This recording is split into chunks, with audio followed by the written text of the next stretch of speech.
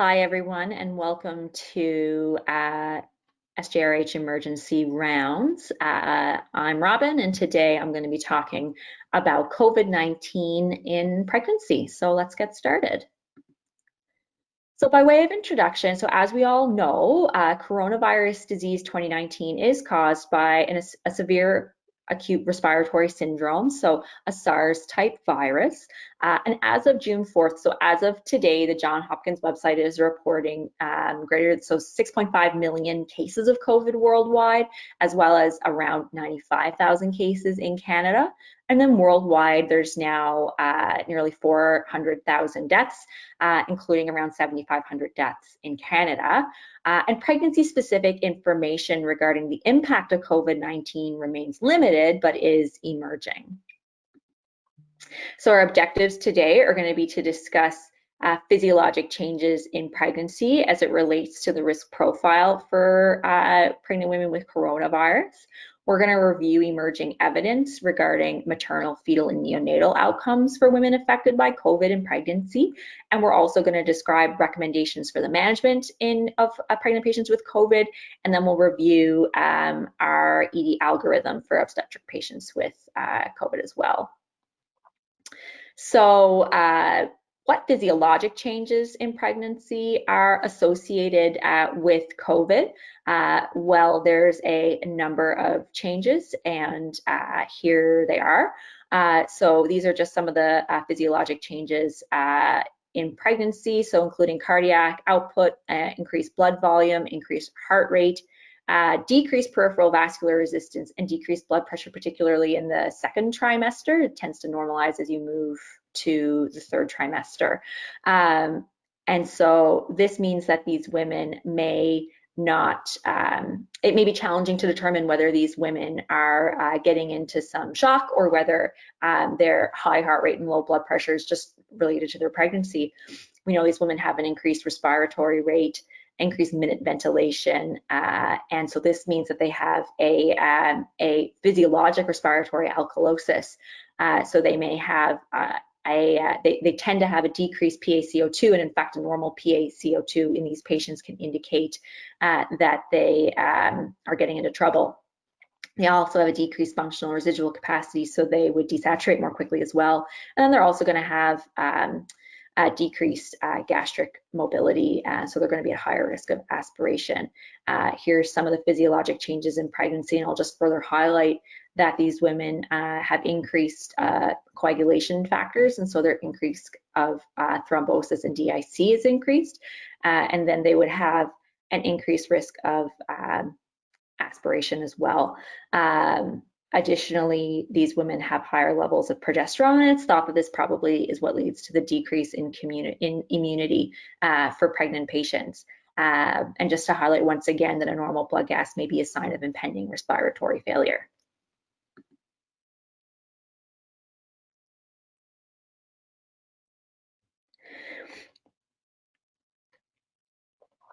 And changes in physiology specific to airway management are listed here. They include aspiration, decreased respiratory reserve, airway edema and friability. The belly can be in the way of the laryngoscope blade, and so these patients need to be ramped as would an obese patient, and they can be harder to bag as well. And then, of course, we're going to be doing all of that in the left lateral decubitus position. So getting back to COVID, so early in 2020, Huang et al. Was the first reported case of a cohort of patients with laboratory-confirmed COVID-19 pneumonia, and that was on February 7th. And they reported a mortality rate of 4.3%. And as of April 11th, the WHO has been reporting an overall mortality of 6.1%. Most common symptoms in the general population who have COVID would include fever, cough, myalgias, fatigue, and dyspnea.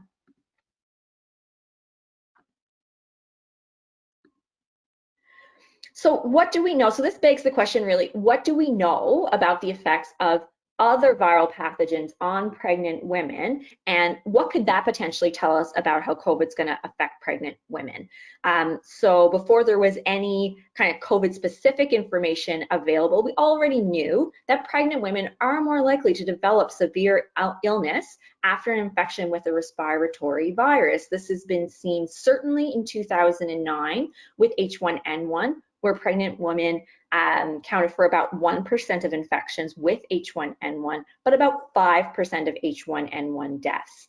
But that's an influenza virus, which is not quite the same as the SARS type virus. But looking back to 2003, with the SARS epidemic, case fatality rate for SARS in pregnant women was as high as 25%. And so certainly, particularly early on, there was a lot of concern that this may be the case for COVID-19 as well. And then on March 7th, 2020, this first case series was reported out of Wuhan, China, and it was of 9 pregnant women and regarding their course of illness. And that study actually found, so it was of 9 women, and they actually all delivered by cesarean section. In that study, they considered COVID-19 to be actually an indication for cesarean section. And this study was the first one to give us some information specific to pregnant women, and it found that the findings suggested that symptoms and severity were similar in pregnant patients to those of non-pregnant patients, and also that they didn't find any risk of vertical transmission in this small study. So moving along as COVID spread around the world and into North America, we started to see more information emerge, and I'll draw your attention to this case series out of New York on April 9th. And this one has been widely quoted, this Breslin article, and it was of 43 pregnant women in New York City who presented typically for labor, so these were often women at term, and what they decided to do in this particular 2 hospitals in New York City is they actually screened all pregnant women presenting with labor for COVID. And interestingly, so in this case series of 43 women, about 30% of their cases were asymptomatic at presentation. But then through the course of their stay, many of these patients subsequently developed symptoms of COVID. So that was a very interesting finding in that particular study. And they did find in this study that the pregnant women did have rates of disease or rates of severity of disease that were similar to the non-pregnant population. So about 86% of these patients had mild disease, about 9% had severe disease, and 4.7% had critical illness. So interesting. So the conclusion that this study came to was that there were similar rates of critical disease in both pregnant and non-pregnant adults. But I think that importantly, and this has been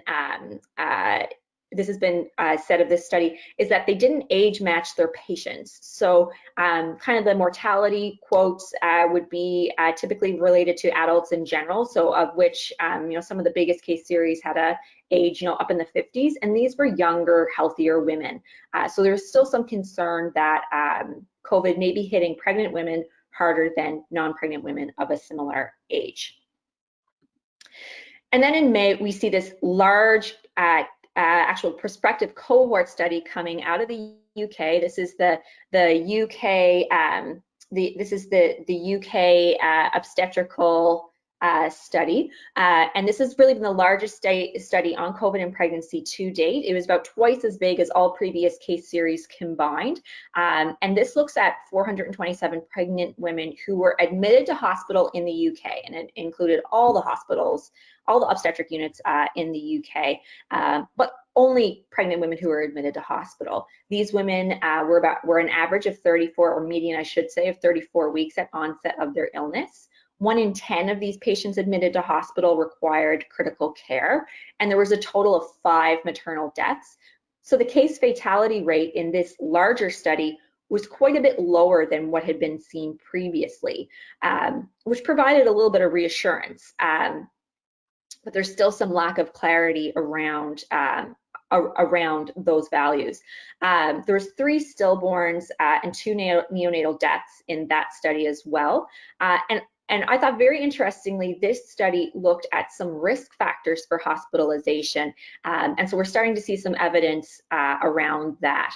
And so in this study, Black and minority ethnicity was really the biggest risk factor for hospitalization in COVID, with an odds ratio of about 10.5 for Black individuals and a total of around 4.4. So an odds ratio of 4.4 for all people of color combined. And compare that to advanced maternal age, which you would think would be a risk factor for severe illness. It was, but the odds ratio was 1.5. So being Black or being a person of color was significantly more associated with hospitalization versus being a woman with advanced maternal age. Obesity, asthma, hypertension, diabetes, gestational diabetes, these were also risk factors for hospitalization as well. And so of the research to date, there's been a few groups that have really done a good job at compiling these. There's about 139 primary research articles so far, and at least 20 registries that are collecting cases. There's now various review articles, national guidelines about how to treat COVID in pregnancy. And I'll just draw your attention to what I think is probably the best guideline and the most recently updated, and that would be the Royal College of Obstetric and Gynecology guideline. It's about a 60-page document out of the UK, and it's really well done. And there's also an international guideline as well. So what does the evidence show us regarding COVID in pregnancy, and particularly regarding outcomes of illness? In terms of presenting symptoms, and this is out of the UCOS study, that's that big cohort study, we can see that really the presenting symptoms of COVID in pregnancy are going to be very similar to non-pregnant patients, with fever being the most common symptom, followed by cough and breathlessness. So when these women present, their symptoms are going to be very similar to what we'd see in any other adult.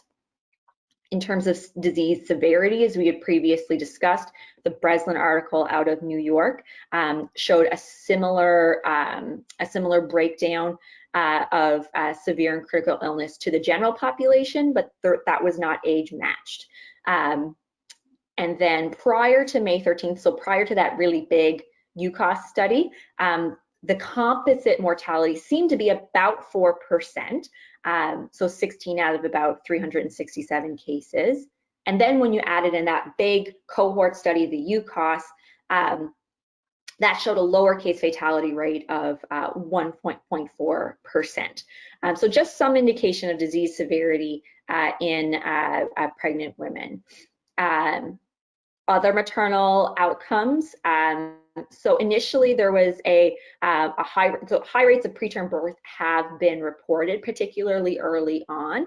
And most of these were at late preterm.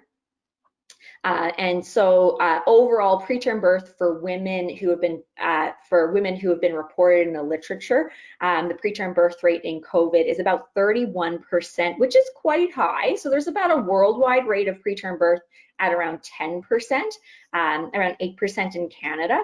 And so that's quite a high rate of preterm birth. And when you look at the literature, it really seems to be more of a case of iatrogenic preterm birth. So health professionals making the decision that this woman is sick, she needs to be delivered, there's some reason to deliver this baby, rather than a spontaneous preterm labor. So far it doesn't look like there is much of an increase of spontaneous preterm labor, but certainly preterm birth is a major outcome in pregnant women with COVID. There's been very high rates of cesarean section in the reported cases to date. About 65% of those cases that have been delivered seem to have ended with a cesarean section. And this was true as well in the big UK study. And it's kind of unclear at this point. It does seem to be that particularly early on in Wuhan, they were just very conservative. You know, a woman has COVID, she needs to be delivered, we need to do a C-section on this lady. And so it seems like maybe that's part of what's going on here. And I personally wonder what will happen as we get more familiar with COVID management.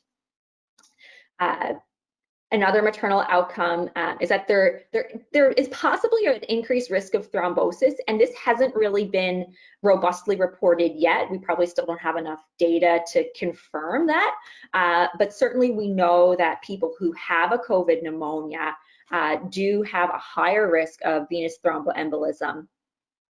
About 25% of non-pregnant adults in ICU seem to have some sort of VTE.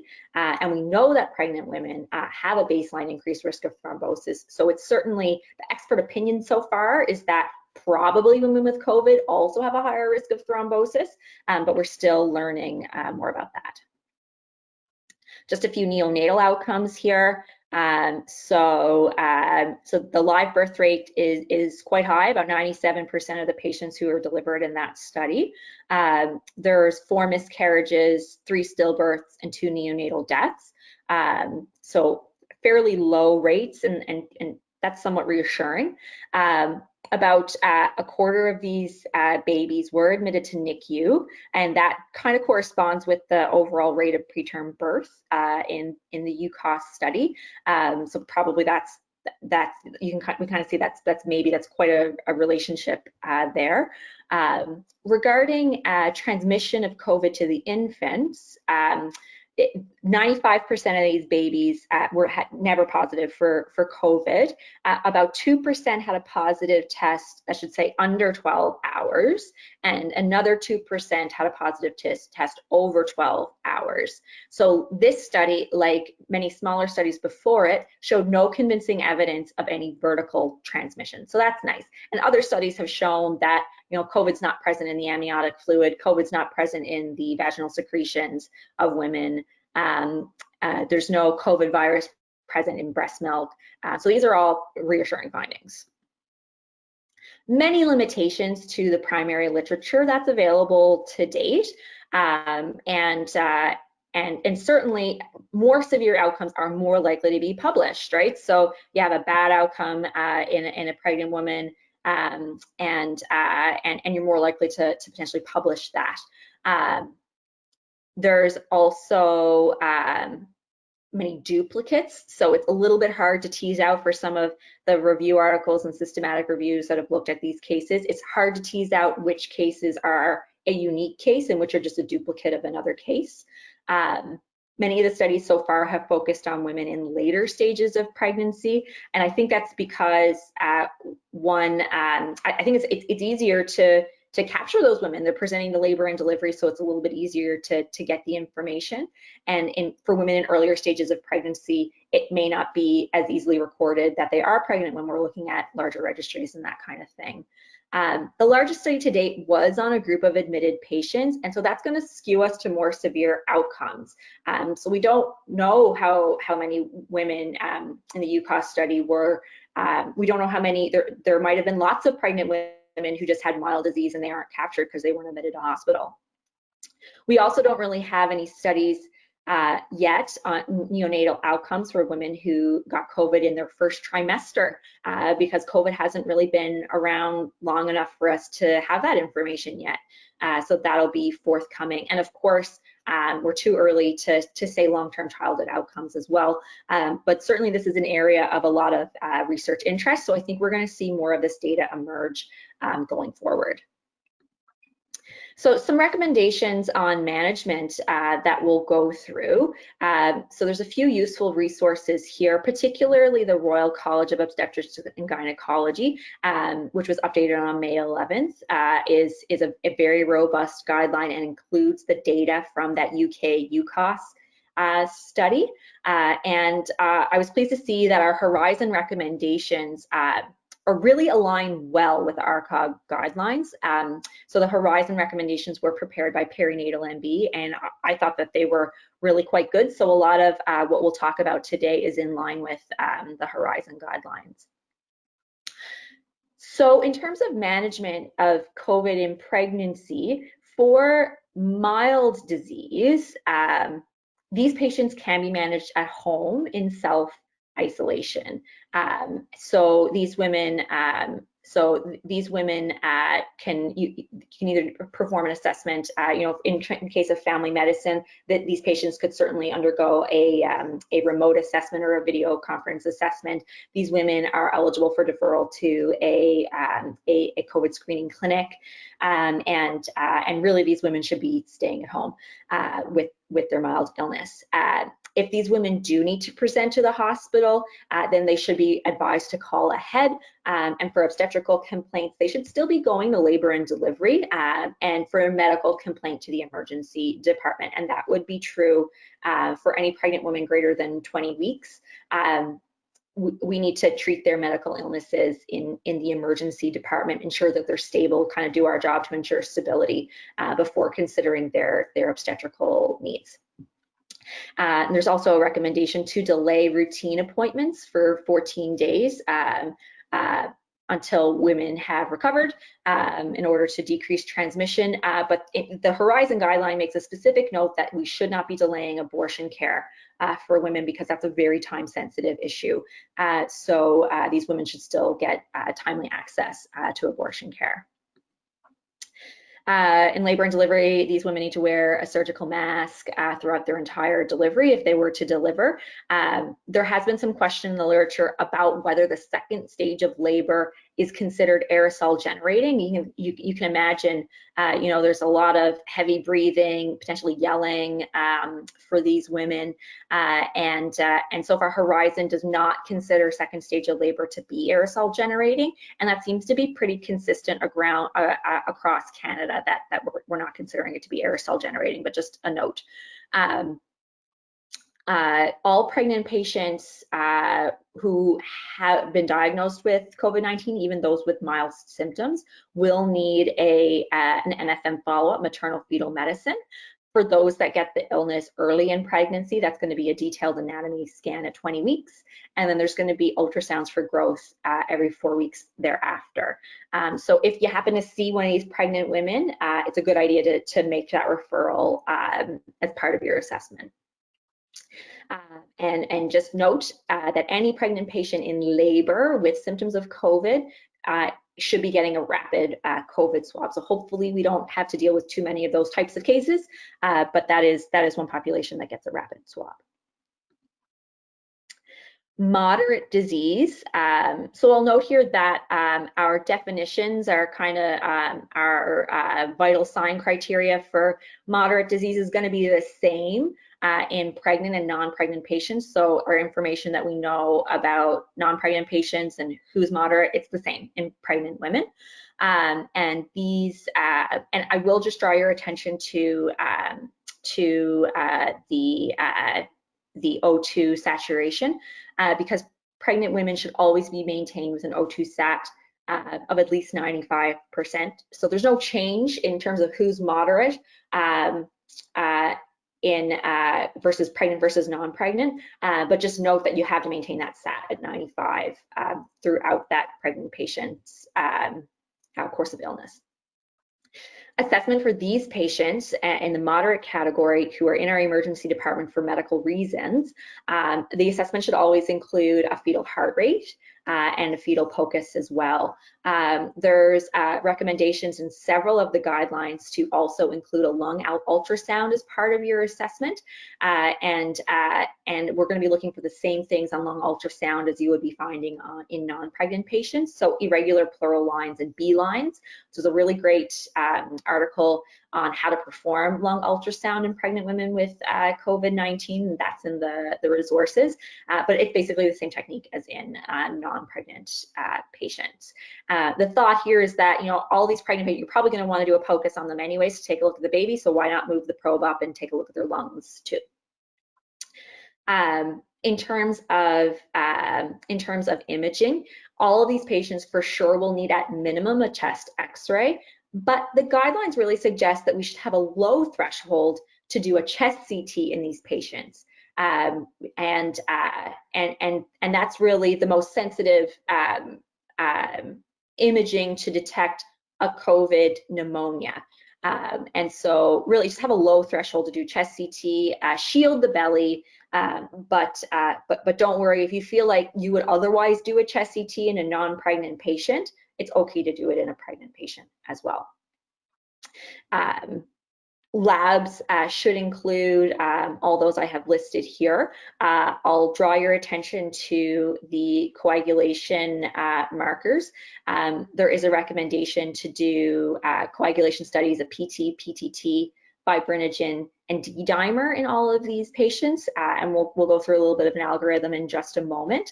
And the reason why is that, particularly with D-dimer, it's thought that the D-dimer is a marker of more severe illness in non-pregnant patients, and it's thought that likely that is true in pregnant patients as well. So do include a D-dimer in your assessment, and blood cultures for any febrile patient as well. It's also worth noting that COVID in pregnancy can have some overlap with other pregnancy-associated conditions. So certainly if the patient has chest pain or shortness of breath, you know, they still could have a PE. That could actually be what their illness is.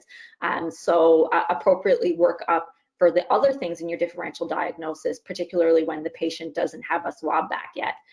So if you think that they could be a PE, then do a CT-PE for that. Additionally, low platelets could be a cause, could be COVID. It could also be HELLP syndrome. So we just really need to tease out carefully the differential diagnosis in these patients, and use a lot of care in that way. In terms of some treatments, consider betamethasone if you think the patient's at risk of preterm labor under 34 weeks. Obviously, this would be something that we could discuss with OB, but I think it's good for us to have that in our mind because that's a time-sensitive intervention. Any woman who's admitted for any reason with COVID, the recommendation is that they should be on a prophylactic low molecular weight heparin to prevent venous thromboembolism. We're going to have a low threshold for antibiotics if the patients have fever, of course. Many pregnant women, not many, but some pregnant women might be on ASA for prevention of preeclampsia. And for these women, the thought at this time is to hold their ASA until recovery from COVID is complete. Just like non-pregnant adults, we're going to take care not to overdo it with IV fluids because that can lead to some fluid overload on the lungs. And supportive care is generally the same as for non-pregnant patients. Of course, considering monitoring, we really need to maintain that O2 sat greater than 95%. And it's a good idea to monitor urine output as well. These women will also have fetal monitoring throughout their stay in hospital. And just in terms of indications for admission, so this is a list, and most of this comes directly from the Horizon guideline, and they're all pretty standard things. So if they have hemoptysis, if they're, you know, dyspneic, if they have chest pain, if they're dehydrated or have an altered level of consciousness, these patients need to be admitted. There is a recommendation to admit for medical comorbidity as well. So we're really being cautious with these patients and determining whether they need to be admitted. Any patient with venous thromboembolism should be admitted, or derangements in coagulation markers. And obviously, if they have any obstetrical comorbidity, they should be admitted as well. And we'll go through this when we see our ER algorithm. But we will be determining, like, the location of admission is going to be based on what their concern is. So if it's a pregnancy concern, if it's a woman who is COVID positive and she also has HELLP syndrome, she should really be on an OB floor. Or if she's a COVID pneumonia, if it's a medical concern, she should really be admitted through internal medicine, as would any non-pregnant adult be. This is a algorithm here regarding assessment of thrombosis. or thrombosis risk rather for pregnant women with COVID-19.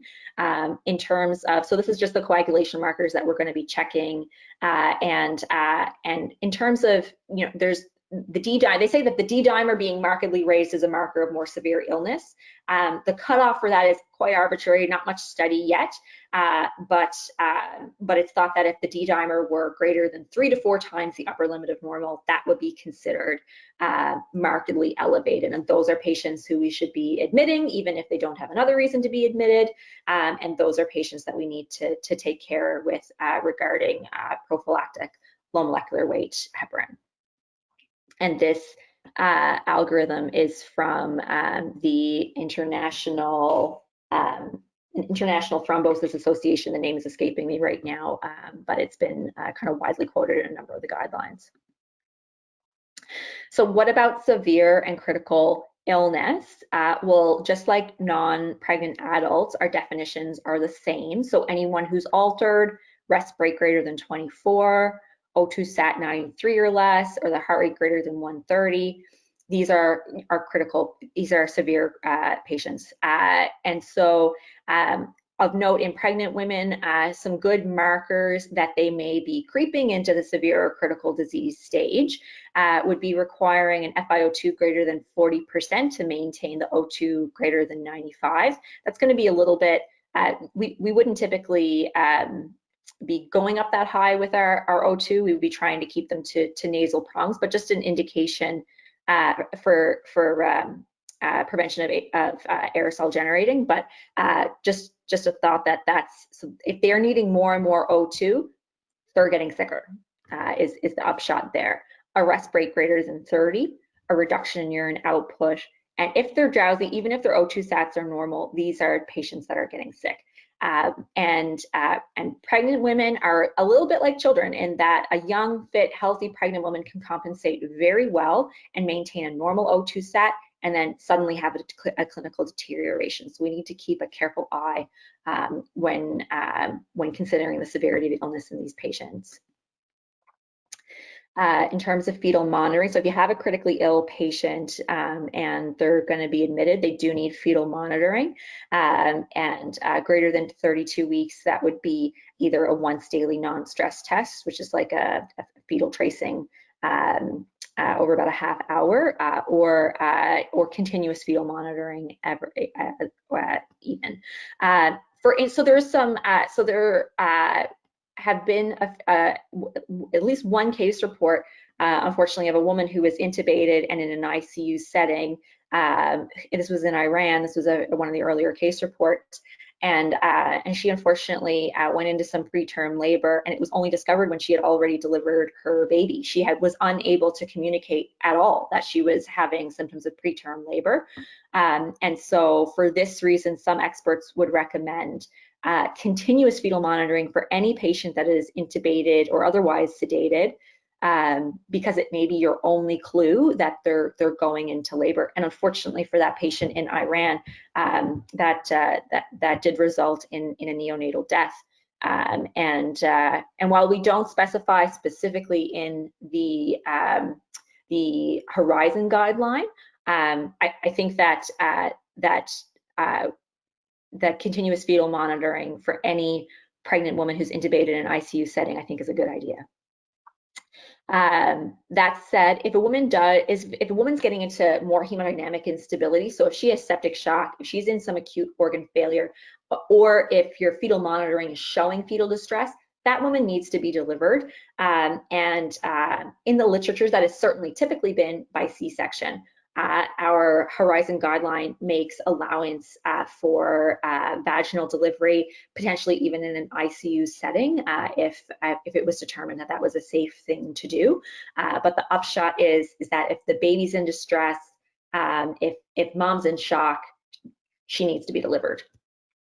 And these patients really need, like the guidelines really endorse that these patients need timely, coordinated, interdisciplinary care. There's a lot of people involved in the care of these women, and certainly we may be the first ones that see them and coordinate their care, but we're going to be getting lots of people involved. If you have a critical critically ill pregnant women with COVID in the emergency department, we're calling obstetrics down to the ED. We're calling ICU colleagues early. If the woman needs to be delivered, anesthesia should be involved early as well. And so it's just a lot of coordinated care for these patients because there's not much literature to really guide us on how to properly manage these patients. So they need a lot of coordinated care. And just a note, of course, the best fetal resuscitation is always an optimized maternal resuscitation, and we are the resuscitationists. So that is our job to ensure hemodynamic stability in these patients. A few notes on intubation in pregnancy. The indications are going to be similar as for non-pregnant patients, but just keep an eye on their O2 sats. So certainly, as with non-pregnant patients, if they're failing 5 liters by nasal prong, they're going to need to be tubed. We need to always maintain a SAT greater than 95% in these patients. In non-pregnant patients, our algorithms make an allowance for, I believe the cutoff O2 SAT is 91%, and someone who remembers those numbers a little bit better can correct me if I am wrong, but pregnant women always need a SAT greater than 95%. As well, if a woman's getting into respiratory acidosis, then she would need to be intubated as well. And keep in mind that this can occur at a normal PaCO2 or something that would be considered normal in a non-pregnant adult. Intubation specific to pregnancy. So these are difficult airways. These are difficult airways for the anesthetists. So they're certainly going to be difficult, and they're certainly going to be difficult for us as well. Position these patients as you would with any obese patient. So ramp the patient accordingly. She needs to be in a left lateral decubitus position. In terms of drugs, there is some controversy. Propofol is considered the safest induction agent. If you read through the literature, it's considered a category B in pregnancy, whereas most others are category C. But in our population, we're going to be worried about desaturation. We're going to be worried about their blood pressure. And so ketamine and rocuronium, most kind of with everything I've read, most seem to agree that ketamine and rock are likely okay. Certainly the rock's fine, but even ketamine is likely fine as a one-time thing in order to manage the hemodynamic stability of these patients. They're going to desat quickly. They're going to have some airway edema. So if you find yourself managing one of these airways, bring a buddy and kind of manage it very carefully. Just a note on the prone position in pregnancy. So there's very, very little data in the literature regarding the use of the prone position in pregnancy. Just case reports was all I could find. But when it comes to the prone position, the case reports have been quite encouraging. So this was this case in 2014 in India of a woman who had ARDS secondary to, I believe it was influenza, and she was getting into some respiratory acidosis and not ventilating well, and so they actually very carefully instituted some prone positioning. They used careful positioning with pillows for her, and she had improvement in her oxygenation within about 4 hours, and over 24 hours they were able to wean the O2 significantly and discontinued the prone position, and she was extubated 2 days after that. So in case reports, it seems to have been safe, and it seems to have led to good outcomes. And it kind of makes sense that not only are you aerating the front of the lungs well, but you're also reducing pressure off the IVC with the prone position, and that's going to be good for fetal outcomes, certainly. And so I think when it comes to prone positioning, we need to use a lot of caution.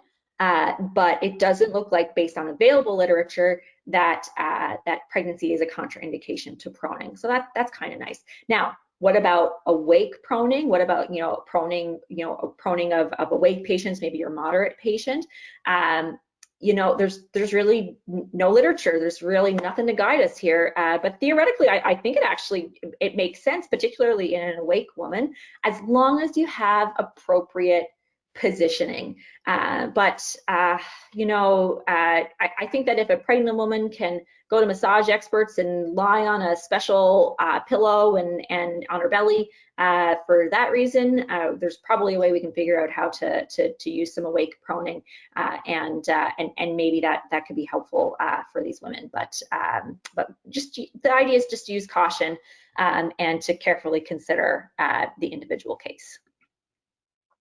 So in terms of neonatal care, so per Horizon, neonatal resuscitation should occur in the same location as birth. Hopefully that never applies to us in our emergency department, but if we were to have such a case, we should be managing the baby kind of in the same location as the birth, just to reduce spread of disease.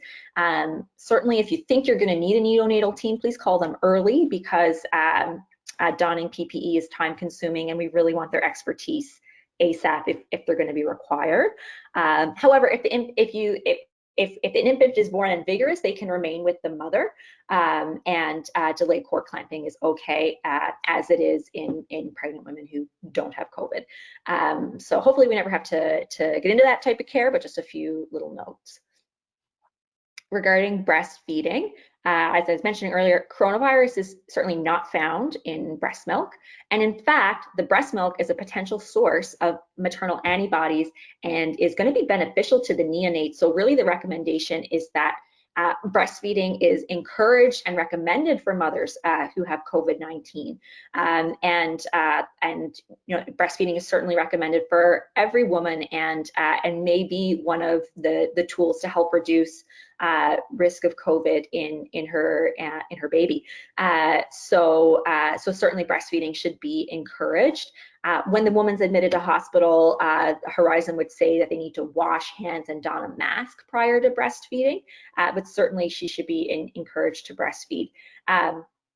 Pumping is also an option. Unfortunately, in Horizon, as in many obstetric units, COVID positive pregnant women are not permitted in the NICU, which is going to be a real challenge for any baby who requires NICU care who's born to a COVID positive patient. But that woman should still be encouraged to pump breast milk. So breastfeeding good in COVID. So this is our obstetrical care algorithm. We talked about this a bit at yesterday's meeting, so I'll just go through it briefly. We've touched upon a lot of these points already, and I guess the point that I would make is that the location of care for these women should be based on their hemodynamic status and presenting complaint, rather than just solely on their gestational age. So patients who are medically unwell should be managed in the emergency department and stabilized, and that's our job. And women who have obstetrical concerns should be managed in a labor and delivery setting.